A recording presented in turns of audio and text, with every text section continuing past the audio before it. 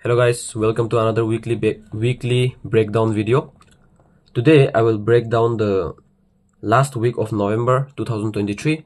As we can see, the market is clearly bullish. As this is a weekly breakdown video, just the name is self-explanatory itself, that we are going to explain what might happen on next week, or what we will look for at least going to the next week. So as we can see the price action on the weekly time frame, the market has been bullish, and we decide our weekly bias looking at the previous weekly candles and mostly the last weekly previous candle. So looking at the last previous weekly candle, we can clearly see the market is bullish. You can argue the overall trend is bearish, but it is now making a lower high. So whenever the market is making a lower high, we look for buys because it's higher time frames. And to confirm my bias, I go to DXY, and DXY is clearly bearish. As we can clearly see here on the weekly time frame, the market is clearly bearish. There you may argue that there is a fair value gap right here, but until and unless the price or market shows me that it wants to go and fill up that fair value gap, it is irrelevant for me. That's invisible for me.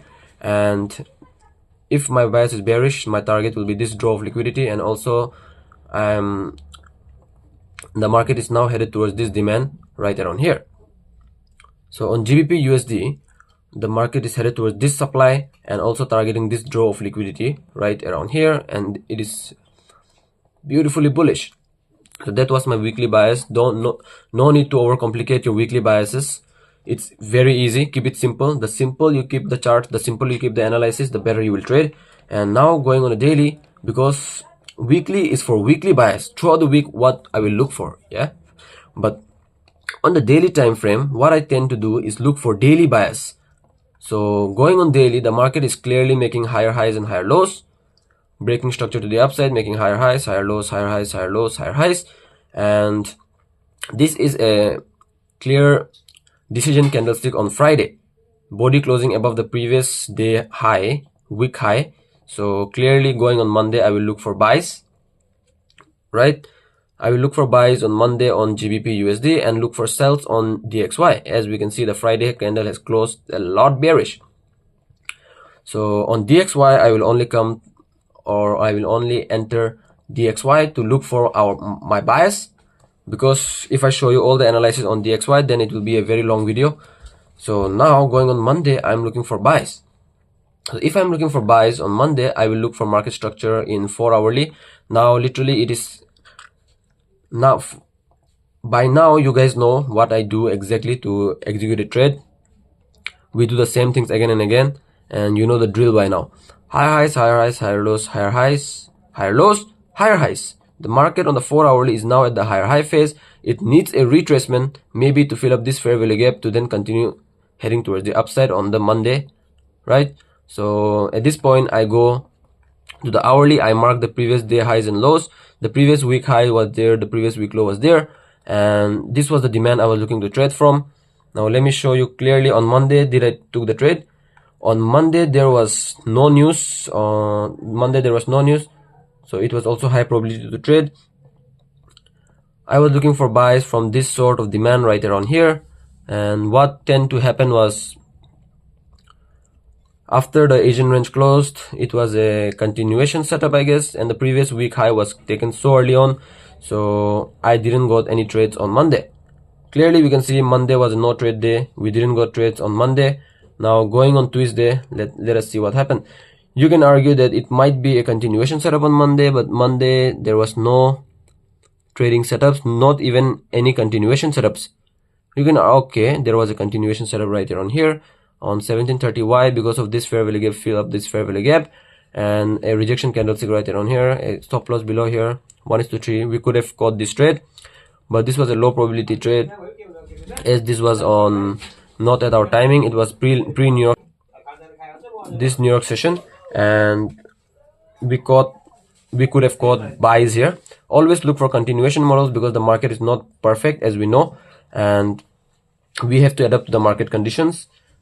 Whereas now going on Tuesday, my bias is still bullish according to how this candle closed, but also there is a daily fair value gap right around here.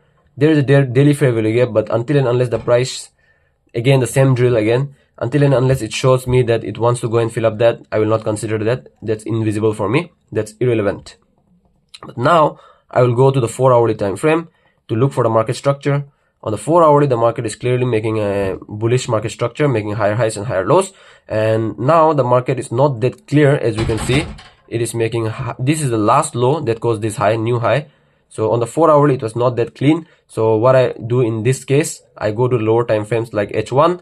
And on the H1, this was the demand zone. You may argue that this is the demand zone right here, but this demand zone, why I didn't mark that demand zone, the reason was because this demand zone was already mitigated, and already this liquidity from this demand zone was swept. So going on Tuesday, I was looking for buys from that demand zone that I've marked right around here. And also the previous day low and previous day high was here. The previous day high was not yet swept. This on Tuesday, I caught beautiful trade. I made a video and I've also journaled it. So if you want to watch that video, it will be on my YouTube channel. Go to my trade breakdown videos and you will find that. On Tuesday also, there was no such high impact news. So it was also a high probability day to trade. So this trade was basically on M30 demand zone, I believe. Yeah, this was the M30 demand zone. I was actually looking to trade this H1 demand, but we have to adapt to the market conditions, right? The market swept the Asian low, previous structural liquidity was swept, the M30 demand, which caused the change of character.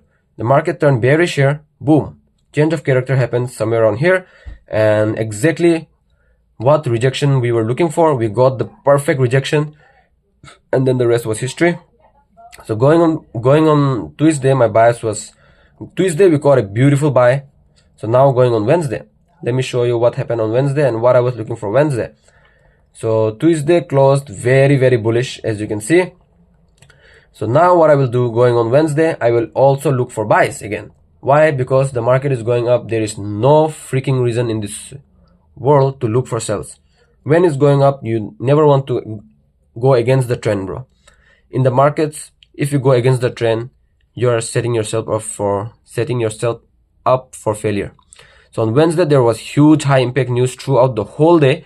So it was a low probability day to trade, first of all. So confirming my bias on DXY. On Tuesday, it was bearish. Now on Wednesday, again, it's bearish. So let me show you my analysis again. So now the same drill again. 4-hourly, look for market structure. Still the market structure is not clean. It's a little bit choppy right here. So now go on the hourly to look for something if the hourly is showing something clearer. And on the hourly, going on Thursday, I was looking to trade this sort of demand right around here. So when Tuesday was a very bullish day, right? So now at this point, what I will do is I will look for buys from this sort of demand on the hourly, because I was not interested to trade these demand zones right here. But according to the Asian range, I have adapted to the condition and marked the closest demand zone, which was on the M30, which caused this break of structure. You can argue I have not marked that because it was because I'm used to it now. I can spot it. And there was also here previous structural liquidity throughout the zone right here. And we could also wait for this liquidity to get swept, enter the demand zone, and then make the move somewhere on here. So this was what I was looking for going on Wednesday. So on Wednesday, I was looking for buys from that area, which we got, but also didn't go at the same time. The move didn't happen at our time. This was very late in the day, and also there was huge high impact news throughout the day, so I was not looking for anything.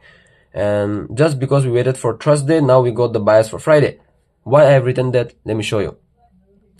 So now going on Thursday, my bias is not clear. Yeah, on Wednesday it gave a doji candlestick on GBP USD, whereas if I go on DXY to confirm my bias, mostly going to DXY, it confirmed my bias. But here on DXY, clearly on Wednesday it gave a doji, and also the bias was not clear on DXY.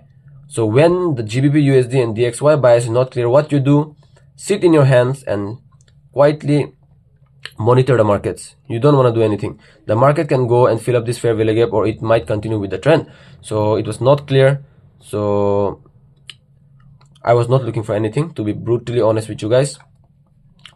So sometimes waiting for not trading and waiting for the trade to play out will give you the bias for next day. Why I'm saying that, let me show you. You may be wondering why I've written this. Yeah, just because we waited for trust day, now we got the bias for Friday. My weekly bias is bullish. Yeah, so only the trades which are aligning with the weekly bias will be stronger for me. But here on Wednesday it was doji, right? The bias was not clear, so I didn't trade on Wednesday. Waited for trust day candle to play out, and after the trust day candle closed, now my bias is clear for Friday. But there are two kinds of people.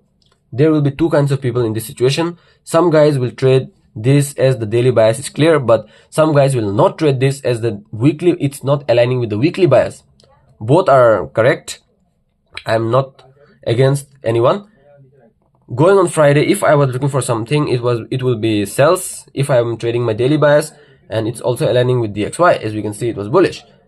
So going on Friday, I was looking for sells, so I will now look for some fair value gaps. Also on trust day, I was looking for this H4 fair value gap to get filled, which was also aligning with daily fair value gap. Both got filled to the T, so this both can go.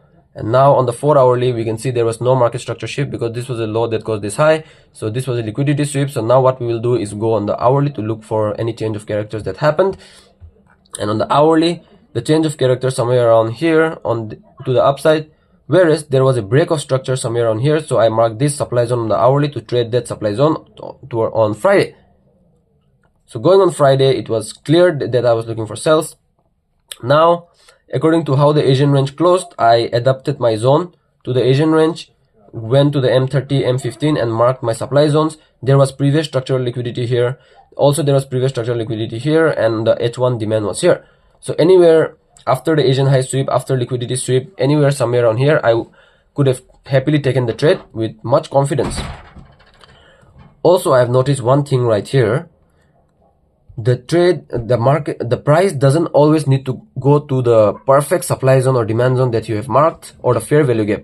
It can make it move after sweeping liquidity. If the market has swept enough liquidity and your bias is clear, you can take the trade regardless. The perfect example I will show you in this trade. First, the market gave a fake move right here. It was literally not at our timing, and also on Friday, going on Friday, let me show you the news. On Thursday also there was high impact news throughout the day, so it was not ideal to trade. On Friday there was ISM manufacturing PMI and Fed Chair Powell speaks on New York session, so it was very late in the day, so we could have traded easily. So now after Asian high liquidity sweep, previous structural liquidity sweep and M15 supply zone mitigation right around here, I could have look for sales. Started looking for sales right around here for a 1:3 risks to reward, and it did play out. Daily bias, trading your daily bias can be profitable if your daily bias is clear, as we have seen in this trade, and the price doesn't always need to go to the perfect zone. Also, it's proved right here. If it has swept enough liquidity, it can literally go to make its move. And all you have to do is follow your plan, make one plan and follow that plan if you want to become profitable. So this was the weekly breakdown video for you guys, and yeah.